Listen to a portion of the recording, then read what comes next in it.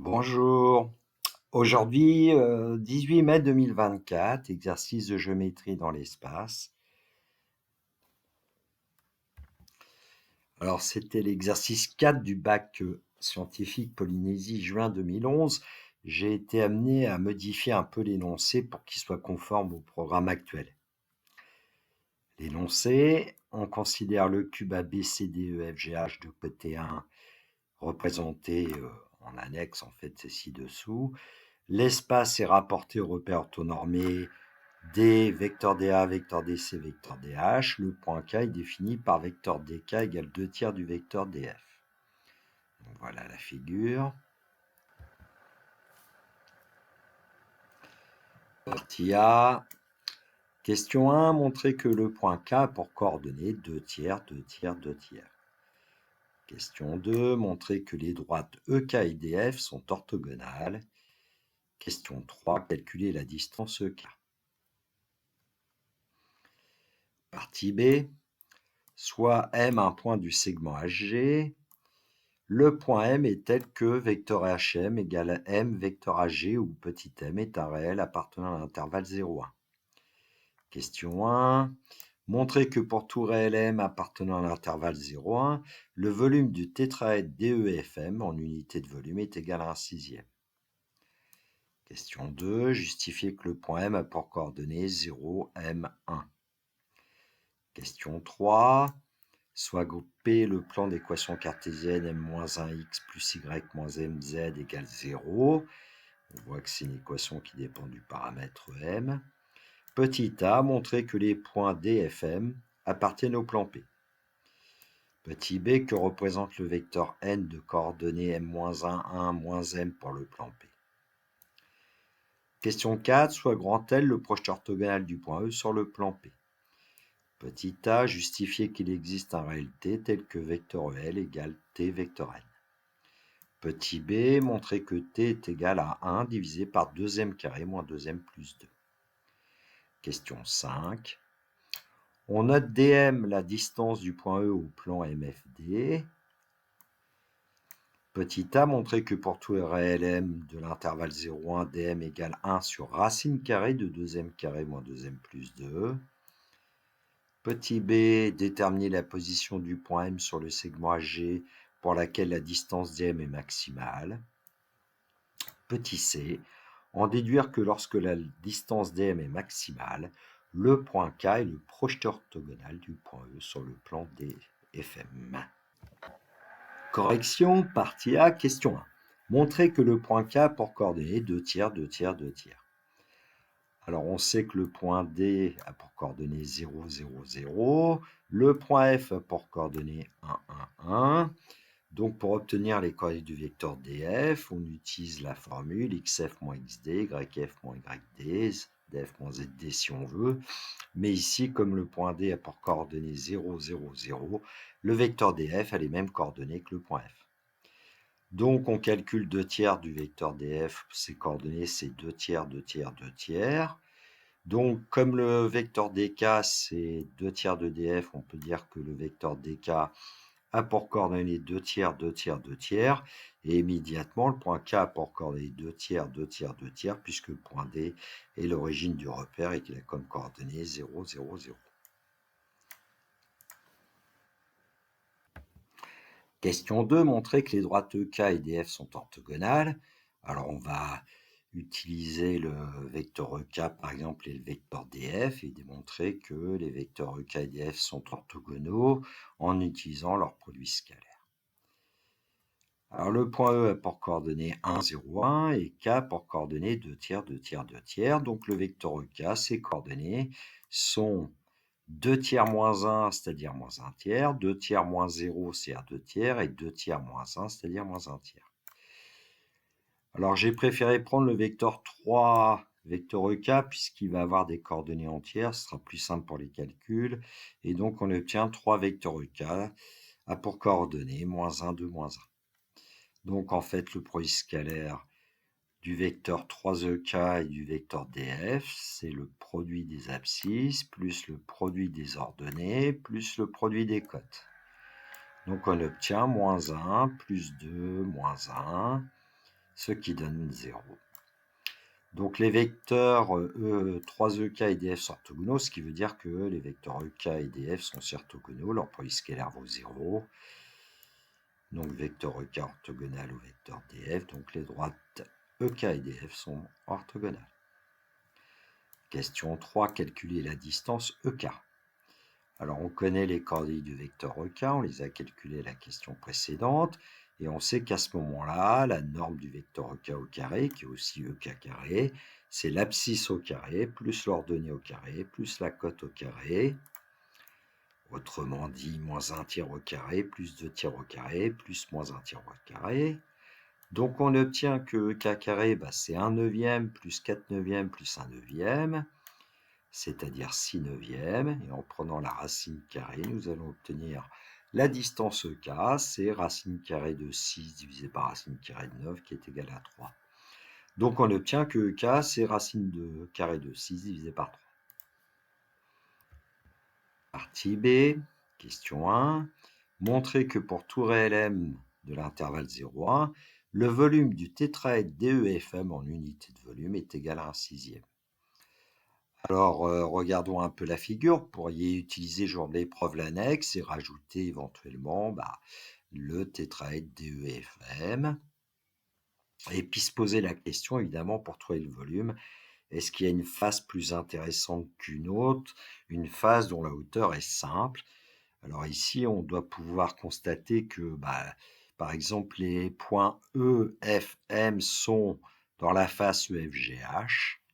Donc, ça va être relativement simple de trouver une hauteur du tétraèdre DEFM en prenant le point D, en le projetant orthogonalement sur la face EFGH, on obtient le point H. Donc voilà, DH comme hauteur, et puis le triangle MEF, est-ce qu'on peut calculer son aire facilement? Alors j'ai extrait de la figure la face du dessus, EFGH. Le point M, j'ai tracé le projeté orthogonal de M sur EF qui s'appelle I. Alors l'aire du triangle FEM, c'est MI multiplié par EF divisé par 2, et MI c'est forcément égal à HE comme à GF.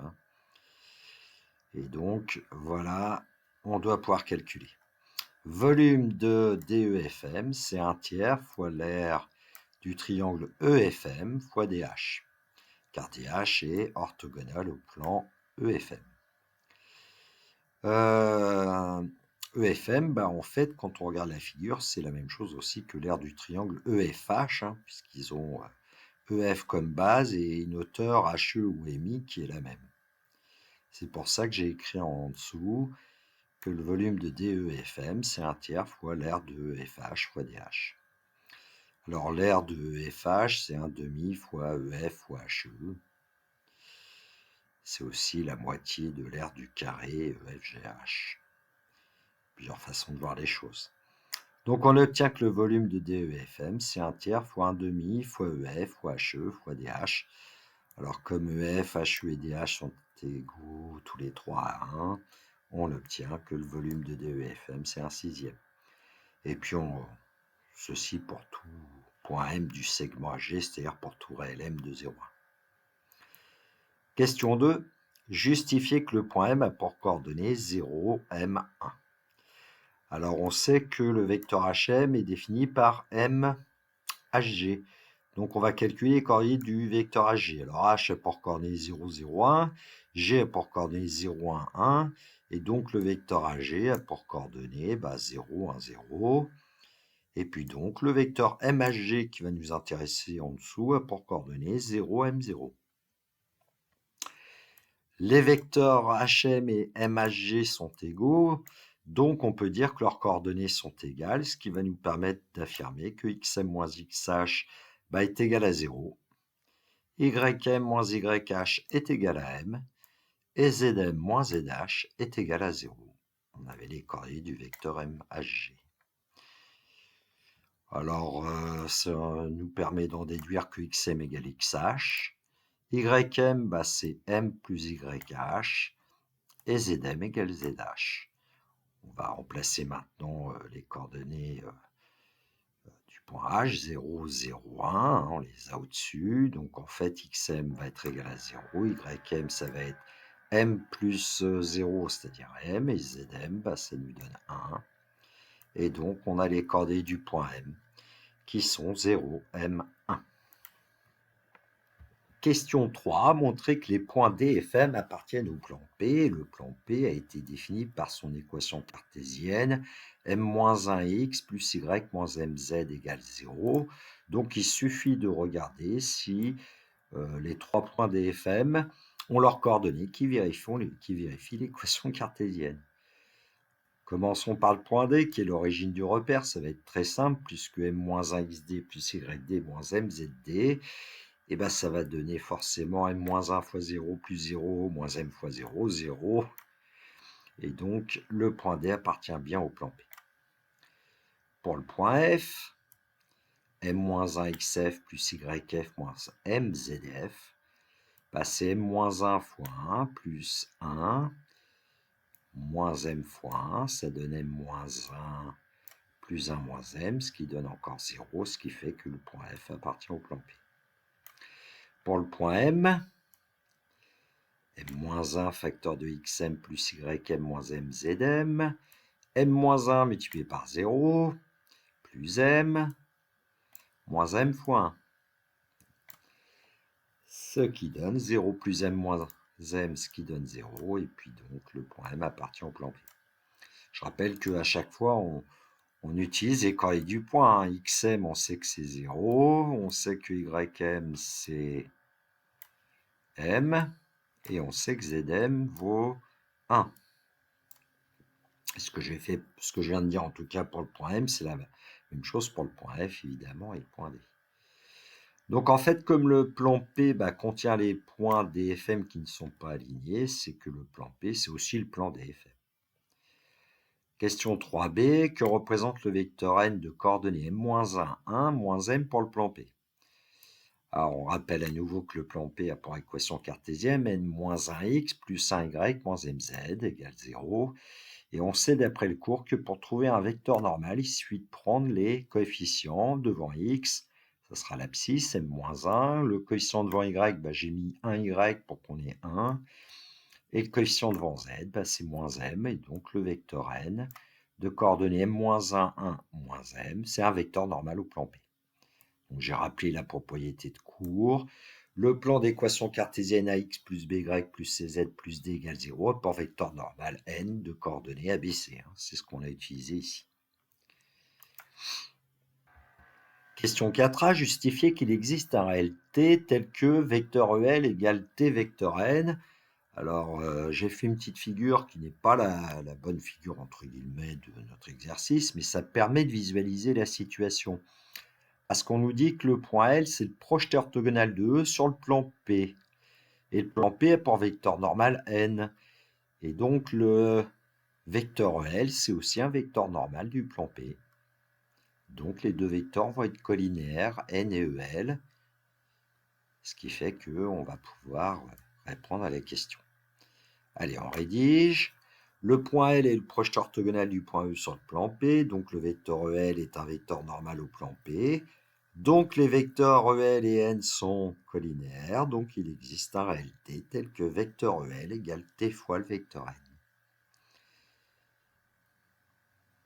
Question 4b, qui va être une question plus délicate. Montrer que le nombre T, c'est 1 divisé par 2m carré moins 2m plus 2. Encore faudrait-il savoir que le dénominateur 2m carré moins 2m plus 2 ne s'annule pas, on le verra ensuite. Quand m appartient à 0,1 et même quand m appartient à R, ne peut pas s'annuler. Alors, pour répondre à cette question, déjà, ce qu'il va falloir faire notamment, c'est essayer d'exploiter le fait que le vecteur EL, c'est t fois n. Hein. Voilà, le vecteur EL, c'est t fois n. Donc là apparaît le nombre t qu'on cherche, qu'on doit exprimer en fonction de petit m. Donc les coordonnées de n, on les connaît, le vecteur normal. On l'a dit tout à l'heure, m-1, 1, moins m. Donc je vais calculer les coordonnées du vecteur Tn, m-1t, t, moins mt. Alors, on a besoin des coordonnées du vecteur EL. Alors, là, j'ai oublié de modifier. Donc, je vais quand même le réécrire correctement. J'ai considéré que les coordonnées du point L, c'était xl, yl, zl. Et donc, comme on a E qui a pour coordonnées 1, 0, 1, L a pour coordonnées xl, yl, zl. Pour avoir les coordonnées du vecteur EL, on applique la formule classique. Et donc, on va obtenir xl moins 1, c'est xl moins xe, yl que j'ai oublié de modifier parce qu'au départ, j'avais pris x, y, z et j'ai changé d'avis parce que je trouve que c'est mieux de les appeler xl, yl, zl. Donc, zl moins 0, yl moins 0, pardon, ce qui donne yl. Et puis, pour le dernier, zl moins z2, ce qui donne zl moins 1. Bon, on a le vecteur EL, on a le vecteur Tn, ils doivent être égaux, donc leurs coordonnées doivent être égales, ils ont la même abscisse. On va pouvoir dire que xl-1 égale m-1t, yl égale t, puis zl-1 égale moins mt. On va donc exprimer xl, c'est 1 plus m-1t, yl c'est t, tout simplement, et zl c'est 1 moins mt. Et puis, dernière information à utiliser, c'est le fait que le point L appartient au plan P. Parce que pour l'instant, on a les coordonnées notamment de xl, yl, zl en fonction de m et t. Et comme nous, on veut trouver t, allons-y. m-1 xl plus yl moins m zl égale 0, puisque le point L appartient au plan P. Donc, on va remplacer xl par 1 plus m-1t. On va remplacer yl par t, et puis on va remplacer zl par 1 moins mt. On obtient m-1 facteur de 1 plus m-1t plus t moins m facteur de m-1, 1 moins mt, et qui est égal à 0. On développe m-1 plus m-1 au carré t plus t moins m plus m carré t. Alors, j'ai colorié en rose tout ce qui était en t pour qu'on voit un petit peu mieux. Et puis, tout ce qui n'est pas en t, m-1 et m-m ici, je les ai coloriés en rouge.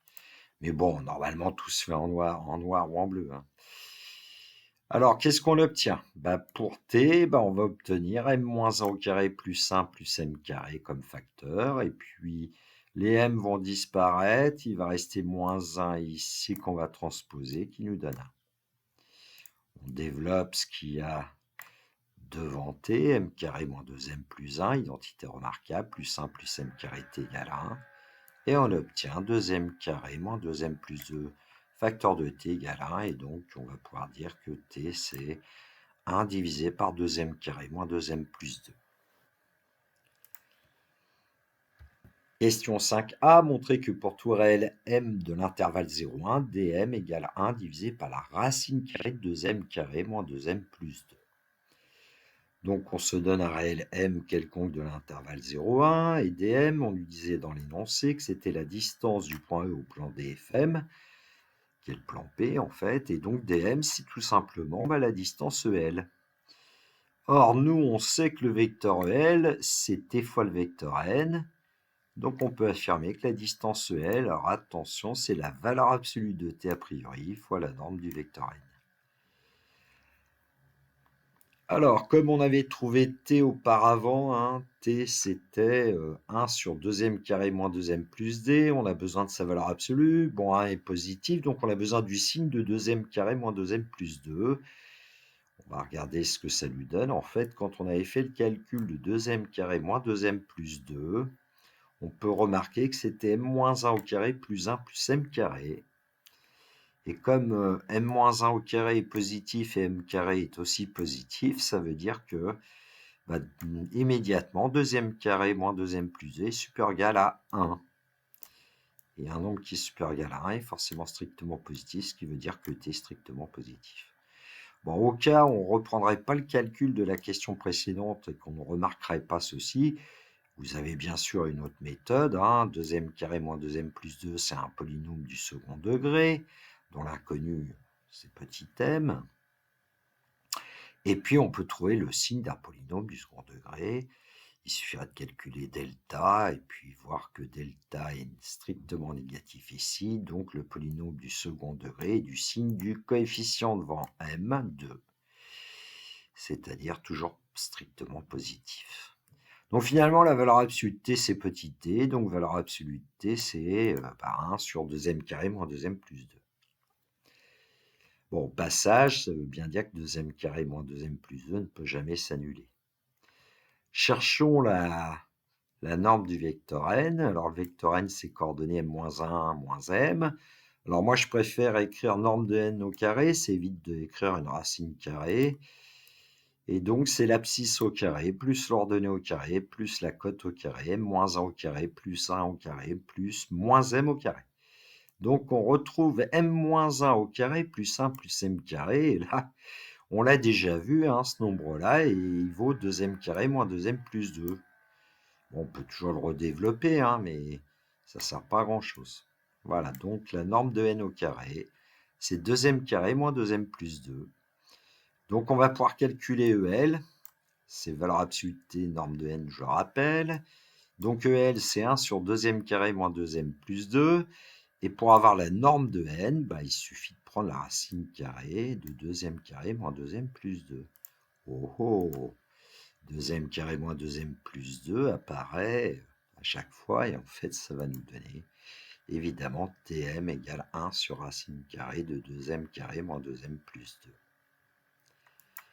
Je rappelle que racine de bidule divisé par bidule, c'est 1 sur racine de bidule. Question 5b, déterminer la position du point M sur le segment AG pour laquelle la distance DM est maximale. Alors, quand est-ce que DM est maximal? Ça signifie que 1 sur racine carrée de 2m carré moins 2m plus 2 est maximal. En passant à l'inverse, ça veut dire que le nombre qui était au dominateur doit être minimal. Racine carrée de 2m carré moins 2m plus 2 doit être minimal. Ce qui veut dire que son carré est aussi minimal. 2m carré moins 2m plus 2 doit être minimal. Alors ici, je vais utiliser une petite astuce. C'est le fait que la dérivée de 2m carré moins 2m plus 2 par rapport à m, c'est 4m moins 2. 2m carré moins 2m plus 2, on peut être considéré comme une fonction polynôme. Et comme le coefficient devant m carré est strictement positif, on sait que la parabole commence par descendre puis remonter. Donc elle admet la fonction un minimum, et ce minimum, il est obtenu lorsque la dérivée prend la valeur 0, ce qui donne 4m égale 2 et m égale 1,5, ce qui veut dire que hm, vecteur hm qui est égal à m vecteur ag, vecteur hm, c'est 1,5 du vecteur ag, et donc le point M est le milieu du segment ag. Alors, une petite remarque, on pourrait utiliser aussi une propriété de première pour montrer que c'est bien en m égale 1,5 que nous obtenons le minimum de 2m carré moins 2m plus 2. Alors, on pose de manière classique a égale 2, b égale moins 2, c égale 2. Et comme a est strictement positif, on sait que le polynôme du second degré est minimal pour une valeur qui est moins b sur 2a. Il faut encore s'en souvenir. Et en calculant moins b sur 2a, on obtient 1,5. Question 5c, on déduit que lorsque la distance dm est maximale, le point K est le projeteur orthogonal du point E sur le plan DFM, le fameux point K de la première partie de la partie A. Alors, je vais vous proposer deux méthodes. Alors donc là, ici, dans cette question, on suppose que la distance dm est maximale, et donc ça veut dire que la distance dm, on va la calculer pour m égale 1,5. Alors, j'ai un petit peu décomposé le calcul. J'ai d'abord commencé par calculer 2m carré moins 2m plus 2 lorsque m vaut 1,5. Je ne vais pas trop insister sur les calculs. Je pense que vous pouvez les faire par vous-même, et on trouve 3,5. Et donc, sa racine carrée, évidemment, c'est racine carrée de 3,5 ou racine carrée de 3 divisé par racine de 2. Bon, dm, c'est l'inverse de la racine carrée de 2m carré moins 2m plus 2. Donc, en prenant l'inverse de racine de 3 sur racine de 2, on obtient racine de 2 sur racine de 3. Et en multipliant par racine carrée de 3 au numérateur comme au dénominateur, pour faire disparaître le radical du numérateur, on obtient racine de 6 sur 3. Or, dans la question 3 de la partie A, on avait vu que k était égal à racine carrée de 6 sur 3. Alors, il nous reste à voir que le point K appartient bien au plan DFM, au plan P. Et en fait, comme le point K, il appartient à la droite DF, ça on le sait, puisque vecteur DK, c'est 2 tiers du vecteur DF, eh bien, il appartient bien au plan DFM. La droite DF, elle est incluse forcément dans le plan DFM. Ce qui fait que le point K, c'est bien le projeteur orthogonal du point E sur le plan DFM. Attention dans le cas où petit m vaut 1,5, bien sûr, hein, que dm est maximal. Méthode 2, donc on va voir comment je vais procéder. On connaît une expression du vecteur EL. L, c'est le projeteur orthogonal de E sur le plan DFM, et on va montrer que L et K sont confondus dans ce cas-là, lorsque M est égal à 1,5. Alors, quand m égale 1,5, on sait que t, c'est 1 sur 2m carré moins 2m plus 2, et on a effectué des calculs tout à l'heure, on obtient 2 tiers. Comme le vecteur n, ses coordonnées, on les connaît, m-1, moins m, donc le vecteur n, c'est moins 1,5, 1, moins 1,5. Alors, pourquoi j'ai eu besoin de tout ça? Parce que le vecteur EL, on sait que c'est t fois le vecteur n. Donc, le vecteur EL, c'est 2 tiers du vecteur n. Et comme le vecteur n, on connaît ses coordonnées, on les multiplie par 2 tiers, et on va obtenir les coordonnées du vecteur EL. Moins 1 tiers, 2 tiers, moins 1 tiers. Et puis, on avait calculé dans une autre question les coordonnées du vecteur EK dans la partie A, et c'est exactement les mêmes. Donc, on va pouvoir affirmer que le vecteur EL, c'est le vecteur EK, et donc le point L, c'est bien le point K. Et comme L est le projeteur orthogonal du point E sur le plan des FM, dans ce cas-là, le point K qui est confondu avec L est le projeteur orthogonal du point E sur le plan des FM. Joli.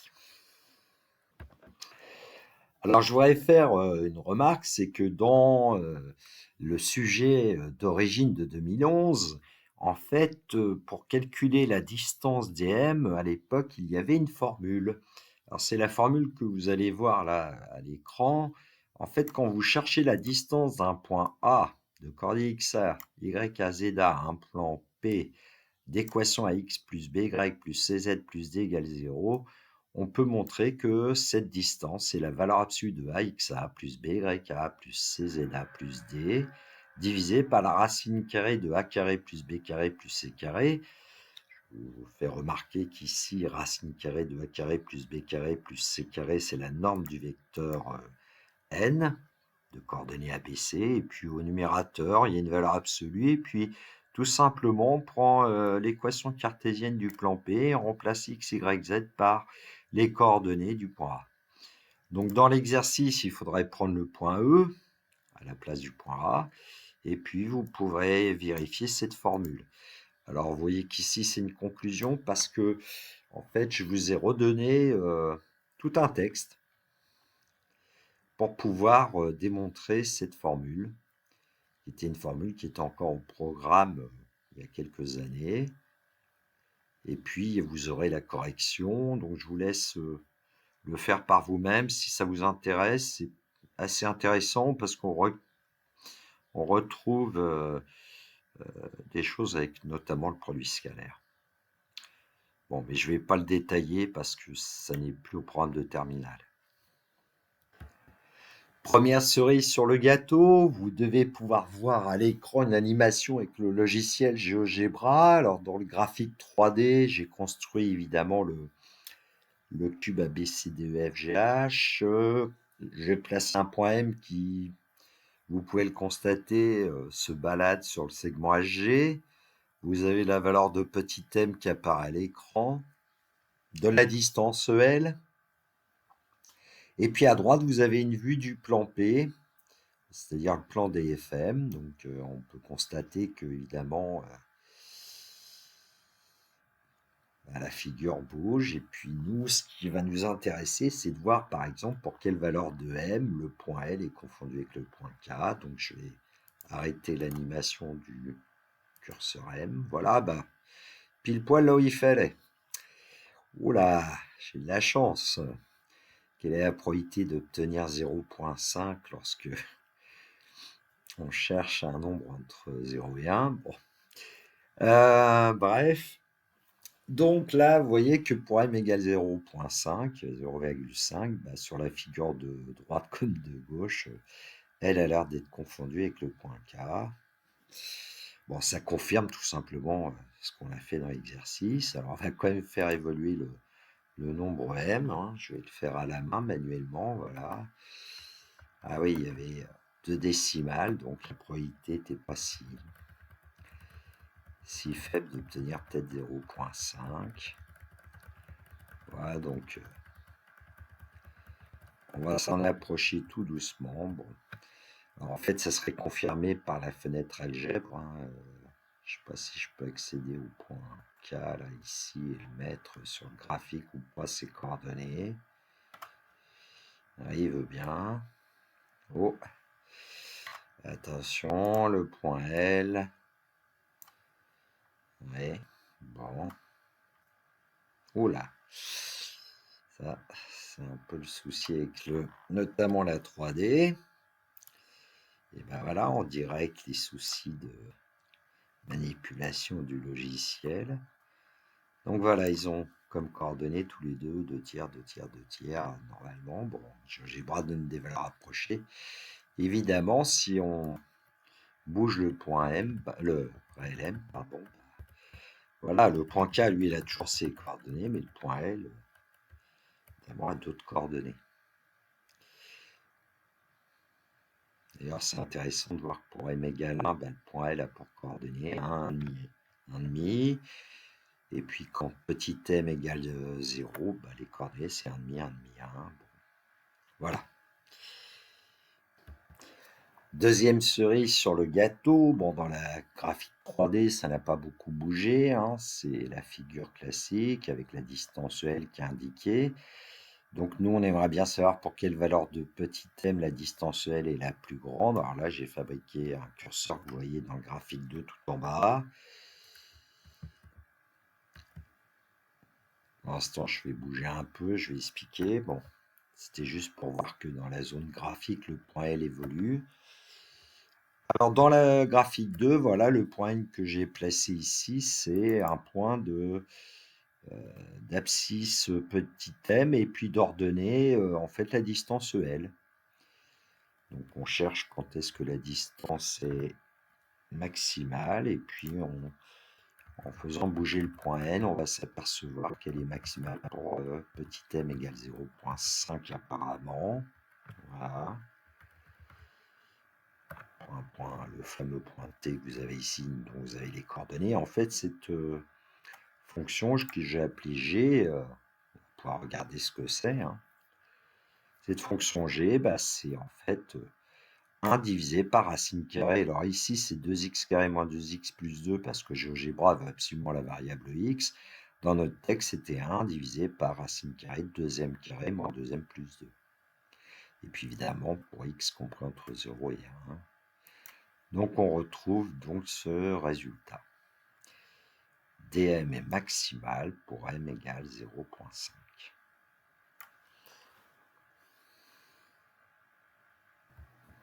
Autre remarque, comme le volume du tétraèdre DEFM est constante, égale à 1/6, et puis qu'on connaît EL, on aurait pu aussi s'intéresser en fait à la face DFM, au triangle DFM, parce que l'aire du triangle DFM multiplié par la hauteur EL multiplié par un tiers donne le volume, ce qui fait que EL multiplié par l'aire du triangle DFM est constante. Et donc, comme EL est maximal en M égale 0,5, on aurait pu démontrer que l'aire du triangle DFM est minimale quand petit m égale 0,5. Alors, c'était peut-être l'intention de l'auteur du sujet, mais il faut savoir que les sujets de bac sont travaillés, retravaillés avec des professeurs sous le contrôle d'inspecteurs et que parfois il y a des questions qui sont supprimées.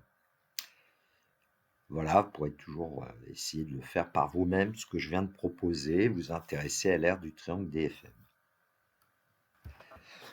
Voilà, la correction de cet exercice est terminée. J'espère que ça vous aura plu de revoir certaines méthodes. Bon, je ne suis pas certain qu'on puisse donner en 2024 un exercice avec un paramètre petit m, mais bon, on ne sait jamais. En tout cas, il y a de nombreuses méthodes intéressantes. J'espère que cette vidéo vous a plu. Si c'est le cas, n'hésitez pas à lever le pouce, sinon à le baisser. Je vous souhaite une belle journée. Je souhaite bon courage et que la force soit avec les élèves de terminale qui passeront leur épreuve de maths, j'ai envie de dire bientôt. Surtout, prenez bien soin de vous. Quant à moi, il me reste à vous dire le classique. Au revoir. Goodbye. Ah, je n'aurais pas dû dire goodbye parce que ça m'a fait penser à cette très belle chanson de Laura Pausini. It's not goodbye. Eh ben, je vous le propose. J'avais déjà fait dans une autre vidéo.